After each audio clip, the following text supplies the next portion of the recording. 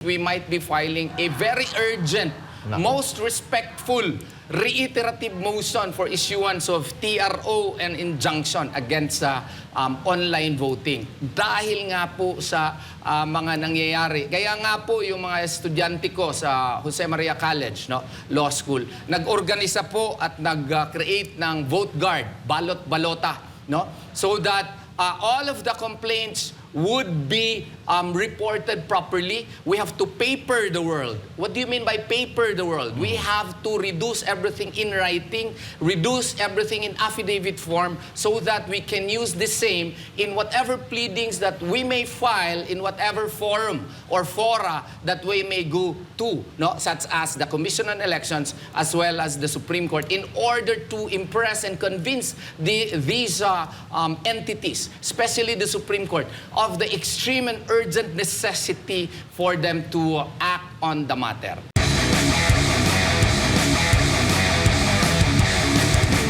Attorney, anong masasabi nyo dito sa nag-aalala kasi yung mga OFW natin na yung sinasabi nila na yung pangalan na nilagay nila doon sa balota o sa online voting, iba yung lumalabas. Ano pong masasabi nyo dito, Attorney? Okay, first, una muna, meron bang batas on online voting? Wala po, ha? Wala pang batas sa online voting. Pero itong ating Commission on Elections, perhaps out of their intention to really rationalize and make it easy for our overseas Filipino voters to vote, implemented on its own without a law, the online voting. Maganda siguro ang intensyon, pero maski nga sa Amerika, wala pang ang online voting. Selected lang masyado. Dito tayo, nagmamadali tayo masyado na wala pong batas. Basic po yun sa ating batas. Basic po yun sa ating legal system that agencies such as Commission on Elections merely implement the law. They cannot make or craft the law. In this case, it is our humble view that COMELEC has overstepped its bounds. It has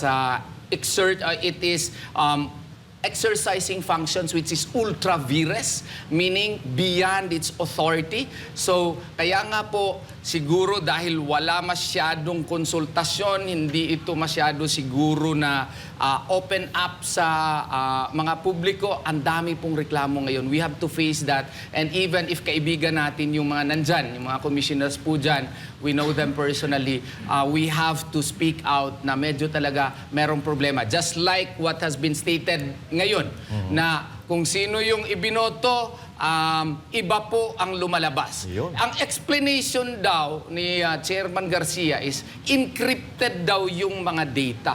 In the first place, these plans should have been explained before to the people, to the OFWs. The processes should have been transparent. Paano magiging transparent po ito? Na ngayon lang po na-explain. And secondly, ang problema kasi niyan, you can only verify your votes 30 days thereafter. In the meantime, yung mga hackers dyan, yung mga malwares na posibleng present, may be able to do something to reflect your votes. But in the meantime, yung mga napunta doon, iiba as reflected nga doon sa mga napicturan po nila. Kaya nga po, meron talagang problema po dito.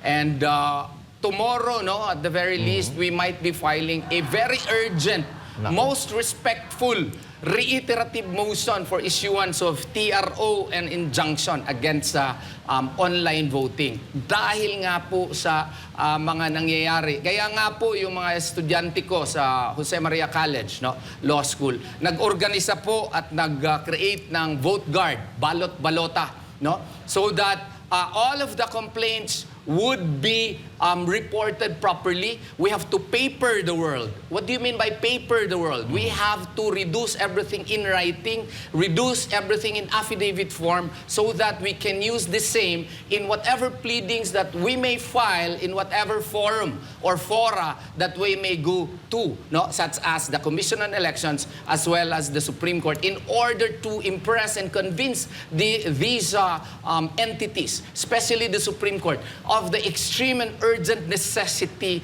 for them to act on the matter. Yun po ang aking answer doon. Attorney, ano naman naman po yung mga dapat gawin ng mga OFW mapatungkol dito sa issue na to? Kasi nag-trending talaga eh. At ito yung isa sa mga pinag-uusapan na iba yung nilagay nila doon, pero iba yung lumalabas. Katulad doon yung nasa monitor na yan. So ano yung mga pwede nating maipayo sa mga hero abroad, sa mga OFW na maaari nilang gawin dito sa isyong ito? Okay, anong maaari nating gawin? First, paper the world. What do I mean paper the world? You should document everything. Take pictures, no? At saka, ipa-record mo yan. Kung nandun kayo sa embassy, dapat ma-record doon na meron kayong complaint na ganyan. Tapos ipasa po ninyo sa amin. Punta kayo sa Vote Guard, Bantay Balota, para ma-record po yung mga estudyante ko will be contacting you if there is a need for you to execute an affidavit. Then an affidavit has to be executed. Kayo na po, please help us. This is our only country. Kung magawaan na kayo ng affidavit, ipa-subscribe ninyo, anong tawag nito, punta kayo sa embassy para manotaryuhan po ito, para magiging affidavit natin ito, magiging ebidensya po natin. And then secondly, as much as possible, kasi ang explanation niyan kay encryption daw yan, no?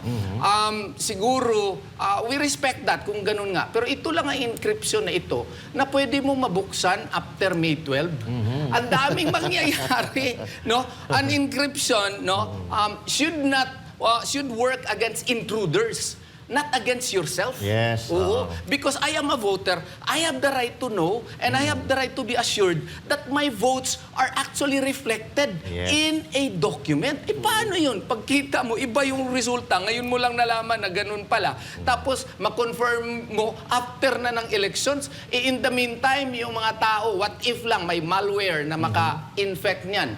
At saka iba nga ang na-report doon. That is a very big possibility. And the COMELEC should not be onion-skinned to accept that fact because even the United States of American experts accept this fact. No? Kung nandun yan, yung mga natatalo, mag-question pa sa Senate Electoral Tribunal, naku, sino ang magdidesisyon yun? Yung mga na-elect naman na, what you call this, na questionable yung election. Kaya nga po, ang ating minumungkahi ay nandyan na yan, no?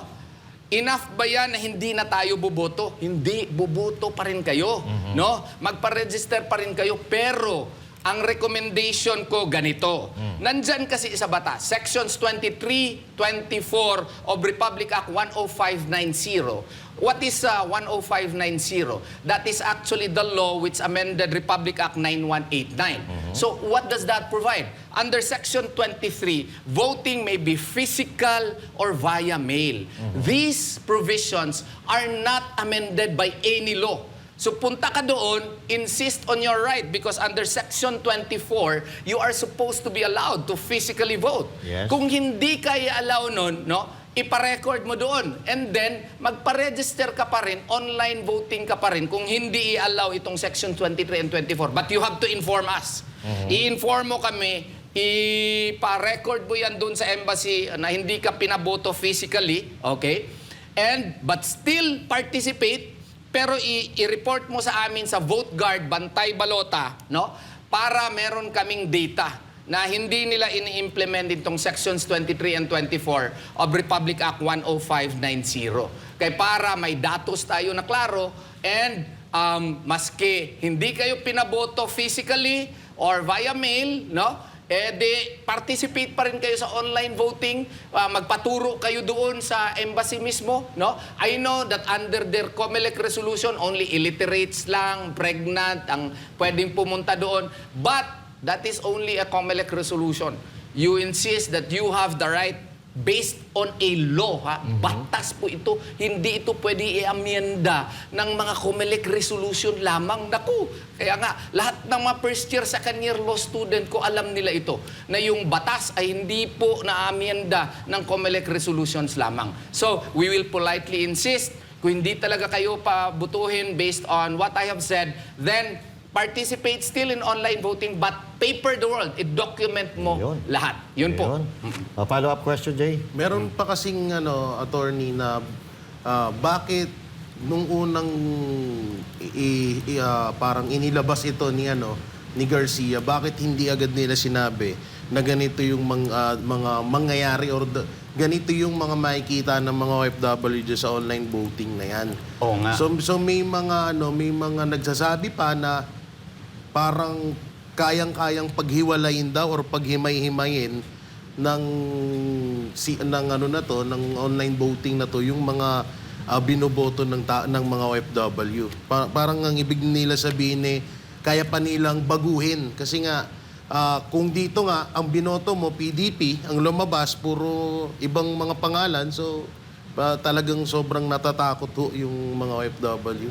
Yes, yes. That is really a valid concern. No? I really hope and pray that our Commission on Elections chairman and the commissioners, they are highly intelligent lawyers, no? And they are and they know that our concerns are legitimate concerns po. Kaya nga po ang gagawin po natin is we really have to protect ourselves, no? And we have to ensure na makaparticipate pa rin kayo na kasi nga po, dapat po dito may transparency no?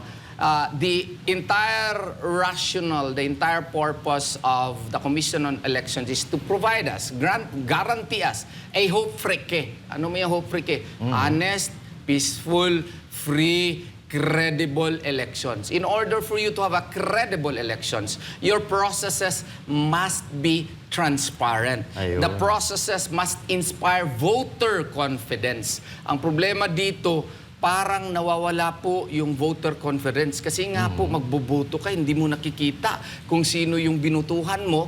Tapos, iba pang mga pangalan ang lumalabas. Yes. Something has to be done here. And hindi po pwede siguro sa tingin ko kulang yung sinabi ni Comelec chairman na encrypted yan.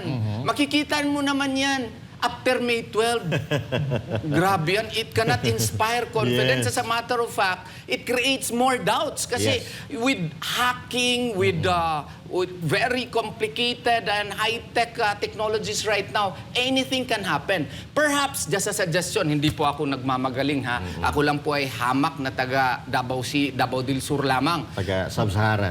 Taga-Sub-Saharan Mindanao. Why not implement the law? Section 23 and 24, allow physical voting. No? Allow voting by mail. It is provided for by law. It is just a matter of implementing what was done before and implement it now. So, yun po ang aking humble suggestion on the matter. The processes, the legal system already allows it to be implemented. Then why not implement the same?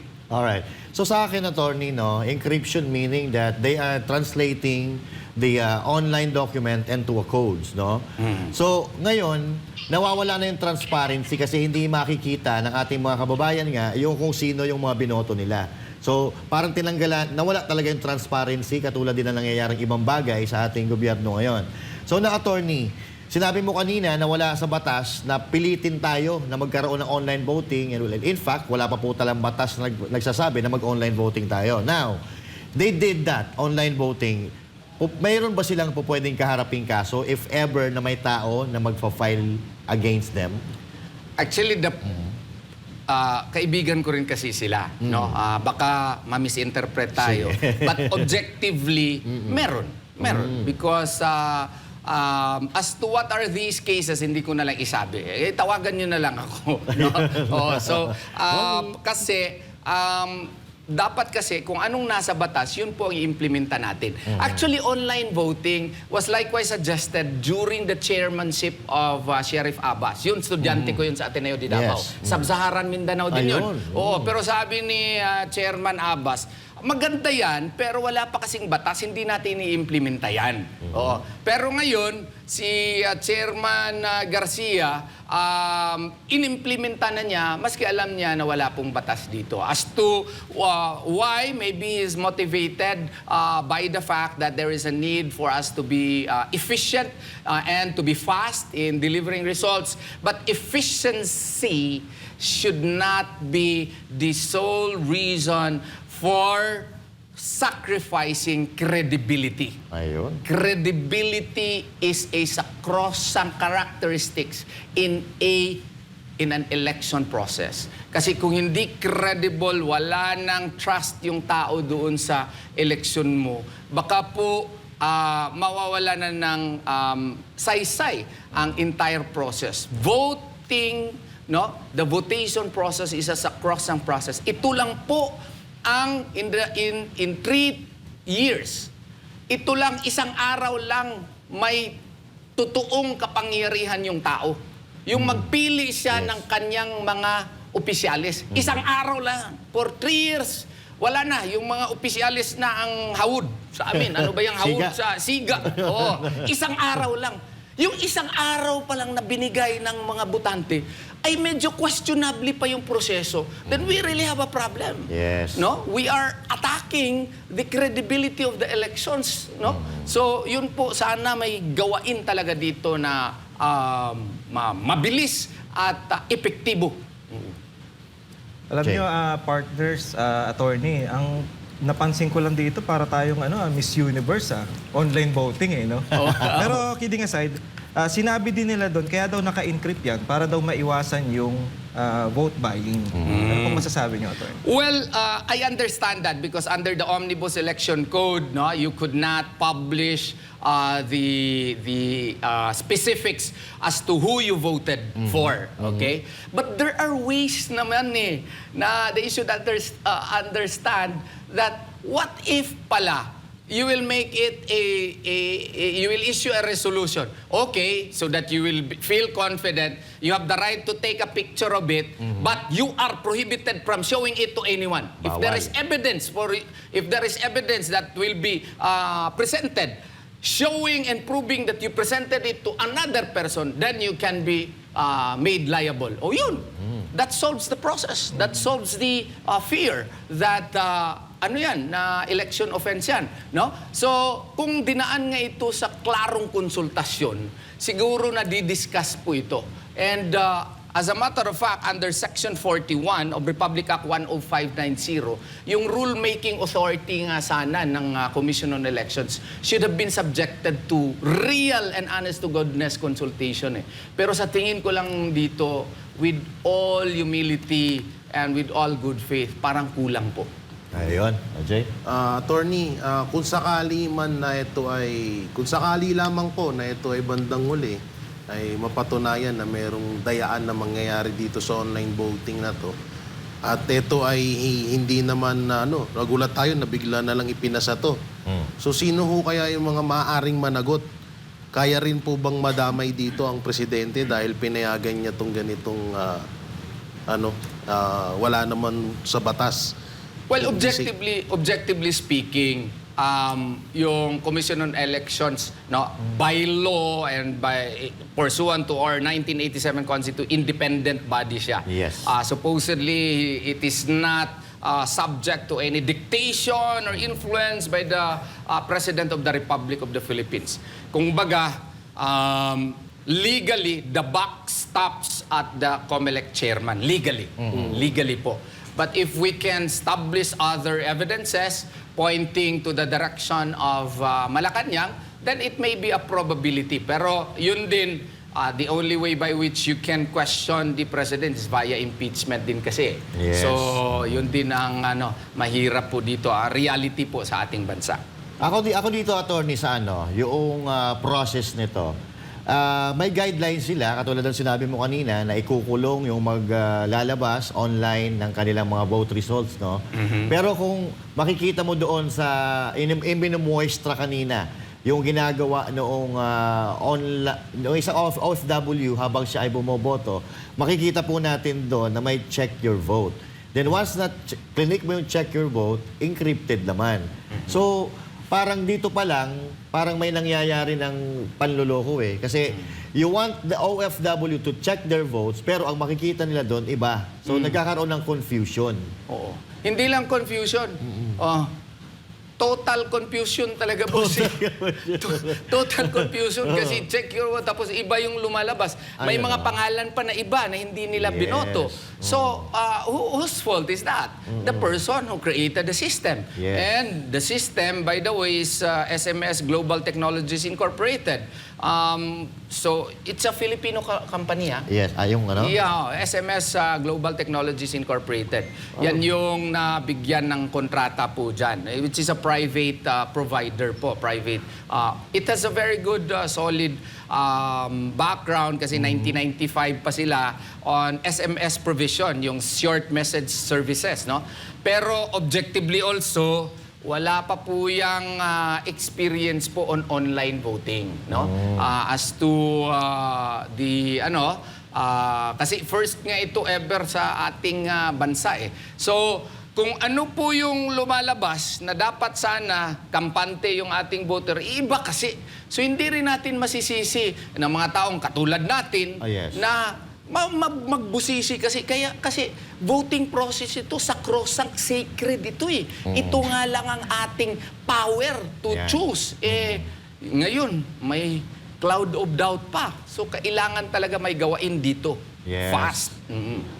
Attorney, bilang lawyer, no, kasi ang dami nag-chat sa amin na tinatamad sila or nawawala na sila ng ganang bumoto dahil nga dito sa nangyayaring ito. So, yung pinaka-payo ng isang abogado para dito sa mga nagdadalawang isip nating mga kababayan, ayaw nang bumoto. Marami sila eh. Mga kababayan, bansa po itong pinag-uusapan natin. It is the future of our country which is at stake here. Alam ko po, frustrated kayo. Mas frustrated po kami. Kasi alam namin at least konti yung batas at ito pa ang nangyayari ngayon. Please, huwag kayong mawala ng pag-asa. Do something that you can participate. Register pa rin. Punta kayo sa embassy. Yung aming mantra ngayon, no? Huwag kayong mawala ng pag-asa. Pumunta kayo ng embassy ninyo, pumunta kayo sa consulate office ninyo, and you exercise your right to vote. Yeah. Mag-insist kayo ng Section 2324, yung physical voting talaga, okay? Kung hindi nila i-provide, ipa-record ninyo, report kayo sa Vote Guard, Bantay Boto. Pero kung tuturuan nila kayo paano mag-online voting, participate pa rin. Pero you have to, what you call this? You have to paper the world. Paper the I-record din nyo. I-record din nyo anong nangyari. Kaya para may ebidensya po tayo. Huwag kayo mawalan ng pag-asa. Ito lang ang bansa na binigay sa atin ni Allah Subhanahu wa Ta'ala. Kung ano ang direksyon ng ating bansa, kung diretso tayo ng kangkungan, diretso talaga tayo sa kangkungan. Pero dapat ngayong eleksyon na ito, we have to participate. Yeah. Please, for our country. Okay, Jay, may question Mga ka? partner, ano ba to? First time lang ba to? Attorney, kung ikaw ba, kung may maalala mo, first time lang itong nagkaroon ng online voting. Oh, first Yes, time. this is the very first time ever. Kaya nga wala pa tayong batas, pero si Chairman Garcia ng COMELEC nag-decide to implement this and issued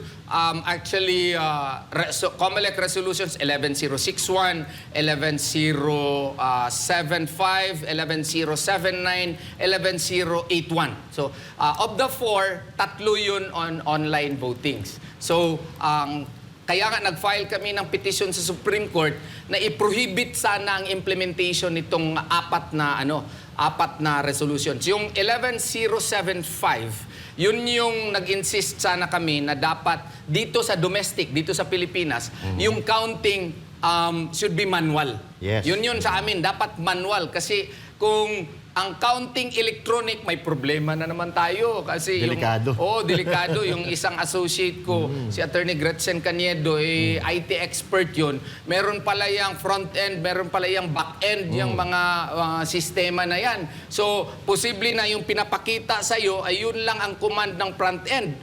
Pero yung back-end, can later on issue a command, iba na ang magiging resulta doon. So, to obviate all this, kailangan na manual yung counting para meron tayong tally sheet, meron tayong certificate of votes dito po sa domestic voting. So yun po ang pinail namin ni Attorney Jamie Bundok, Attorney Raul Lambino, Attorney Vic Rodriguez at saka yung magaling na abogado sa IT expert, Glenn Chong, no? Attorney At Glenn mga Chong. OFWs nag-file kami, ako PDP Laban po ang nag-initiate talaga nun, signed by Secretary Alcusi po. Ako yung abogado nila at petitioner din ako. Nagre-request nga tayo ng TRO sa online voting at mandatory injunction doon sa domestic voting na dapat manual counting in the precinct level lang, in the precinct level. Transmission, electronic na. Ayun. May so, other question. may dugtong ko lang, attorney, no? Kasi kung matatandaan natin, nung panahon ng tumakbong presidente, etong si Gloria Macapagal-Arroyo at nagkaroon din ng issue ng dayaan sa pagboto noon. May hahalin tulad ba natin sa pamamagitan ng online voting na to? Yung nangyaring dayaan noon dahil rin nun talagang parang halos iisa lang ang pangyayari. Yun ba yung kay Bongbong Marcos? Tagbong Vice President siya? O hindi? Kay Gloria mismo? Hindi, kay Gloria mismo to. Garci ba yan? Oo. Yung So, kay- kay yung kay kay Hello PJ, Garci. Hello, tsaka Garci. kay Dagdag bawas.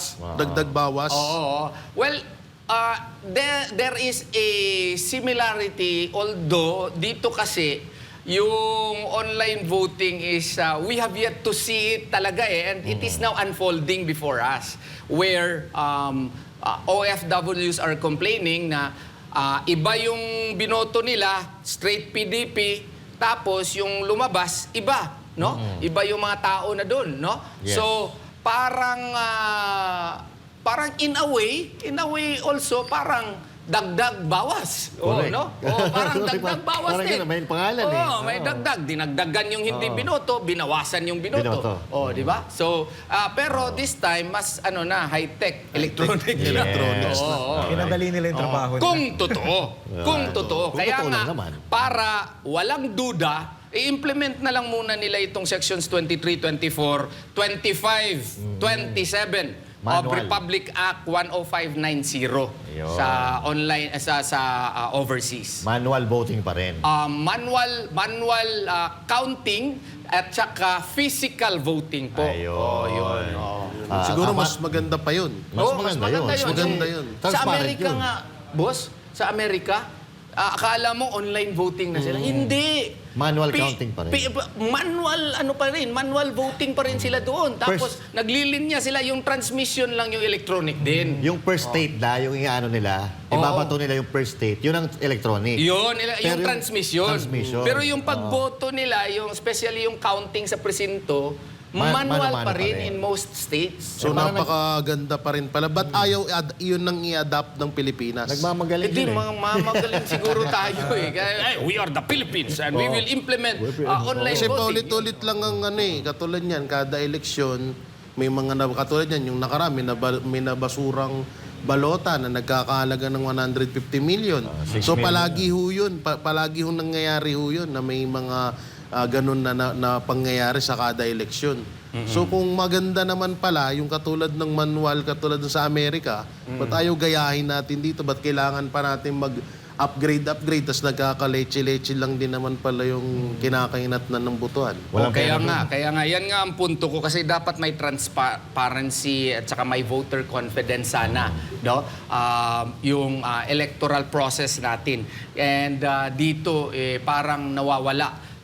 May iba na magdi-decide na hindi na lang daw sila boboto. Pero we are harking upon them to change their Ganyan na mind. ganyan, No? Atty. Dapat magboto talaga sila. Ganyan na ganyan yung panaginip ko eh. Ano Dahil naman tungkol panaginip dyan mo? sa balota. Tingnan nga natin kung ano panaginip. Hindi, Maraming panaginip na Torny. Yung sinabi ko nung nakaraan. Oo. Na sabi ko sa panaginip ko, etong 6 million balota, kaya hanggang ngayon ay hindi pinapakita dahil ito ay isa pa sa pamamaraan gagamitin sa mangyayaring dayaan. Kasi ano pa rin yun eh. Panaginip lang naman yan. Walang yan. Walang, Legit na balota yun ha. Yung Katotohanan. numberings lang doon ang medyo nagka-problema. Pero the ballot itself, it's legitimate. Kasi kapag Yung 6 million. 6 million na Di ba? hindi na ma-account, no? Pero kaya nga, ito, napaka-importante ngayon, mga kababayan. Ito, crucial po itong midterm election. Nakikita na po natin yung mga galaw. Yung mga galaw, kung hindi man nila sinasadya yan, pero may nangyayari talagang hindi maganda. Kaya nga napaka-importante na bumoto tayo ng galit sa mga ganitong gawain. Galit sa korupsyon, galit sa kriminalidad, galit sa pandaraya. At yan, nakikita natin yung mga katangian na yan kay Pastor Apollo Sikibuloy. Nakikita natin yan sa PDP laban dahil itong mga ito tatak Duterte ito. Hindi ito gagawa ng ikagagalit ng boss nilang si Pangulong Duterte. Kaya, it's now or never. Pagka natalo tayo, si BP Sara Duterte, there's a possibility na siya ay ma-impeach. And there's also a possibility na si PRRD ay matagalan doon sa The Hague or much worse, baka hindi pa siya makauwi. Kung tayo ay mawawala ng tao sa Senado at hihina tayo. Attorney, what do you think? Yes, totoo po yan. No? We have to be reminded no, that we are talking about the future of our country. What is at stake is our country's destiny. Kung magkamali po tayo sa eleksyon na ito, no? May posibilidad po na wala ng fiscalizer po ang gobyerno. Kailangan natin ng check and balance talaga, yung totoong check and balance. Katulad ng budget, may mga fill in the blanks. Kailangan yun kung ang Senado ay mga PDP laban members po, sigurado doon pa lang sa discussion, no? Mapo-point out na yun. And mayroon tayong upcoming na impeachment trial against kay VP Sara. So kailangan na yung mga miyembro sa Senado na pipiliin natin ay sigurado tayo hindi babaliktad. Kaya mahirap yung babaliktad. At kaya nga ngayon, ipinaglalaban natin na yung online voting na ito na medyo may mga problema talaga. Sana i-correct po ito, i-implement natin yung sections 23, 24, 25, 27 of the Republic Act 10590 para naman may magkaroon ng kumpiyansa yung mga OFWs po sa proseso po ng butuhan. Okay, so last message tayo, RJ, bago tayo magtapos. At ang sarap ng usapan natin, kaya lang, nandiyan na si partner sorry, parang RJ. Ay, nakamute pa rin mic natin. Sige, last message, parang Okay, RJ. isipin nyo mga kababayan, kung yung old school nga na botohan, nadadaya, paano pa tong online? Kaya, kailangan nating iboto yung mga karapat-dapat para matigil na itong mga ganitong style. Unang-una nating iboto, si Pastor Kibuloy. Zero corruption, maraming nagawa. At wala ka nang hahanapin pa. Pastor Kibuloy at lahat ng PDP. Isipin nyo, sa PDP laban lang ang umaapila. Bakit? Kasi sila yung mga nasa tuwid. Yung iba, baliwala sa kanila itong mga ganitong bagay. Kaya, mga kababayan, ito lang ang isipin nyo. Bumoto tayo ng nararapat para sa bayan. Ayusin natin ang Pilipinas. Partner. Yun, no? At ayun, sa palagi namin inuulit na kahit kayo po mismo, kahit nasang lugar man kayo, panig yung bansa ng Pilipinas, kayang-kaya nyo pong ikampanya ang ating 10 Duterte senatorial candidate. Kahit po sino sa inyong mga kaibigan, mas piliin pa natin at dito natin ipakita yung tinatawag na people's power dito po sa pagboto na to sa darating na May 12. Ito na dito natin ipadama ang tinatawag na people's power, ang pagkakaisa ng bawat Pilipino para sa tunay na pagbabago. Master? Okay.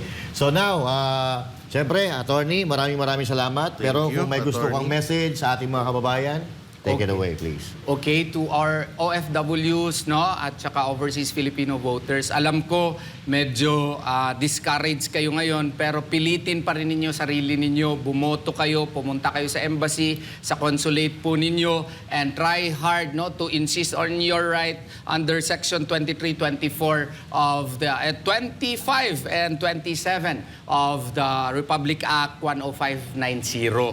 At saka meron lang sana akong request sa inyo. Ayun. No? Pagboto po ninyo, huwag niyong kalimutan ito. Marunong kayong kumanta ng Leron-Leron Senta. No? Para ma-remember ninyo ito. Oh.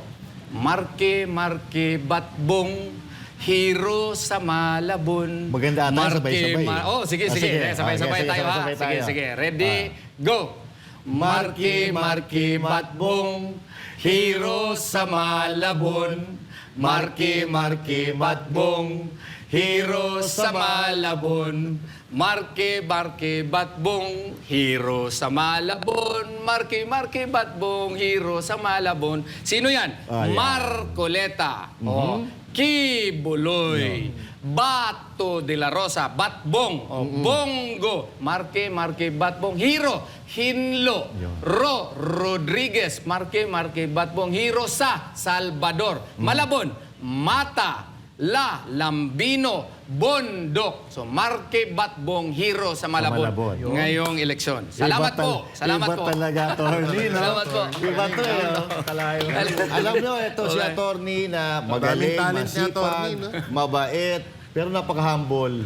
Talented pa. Ayun. Okay. Anyway, maraming salamat, attorney Israelito Torion. Dean po ng JMCFI. Diyan po yan sa Davao City. Maraming salamat.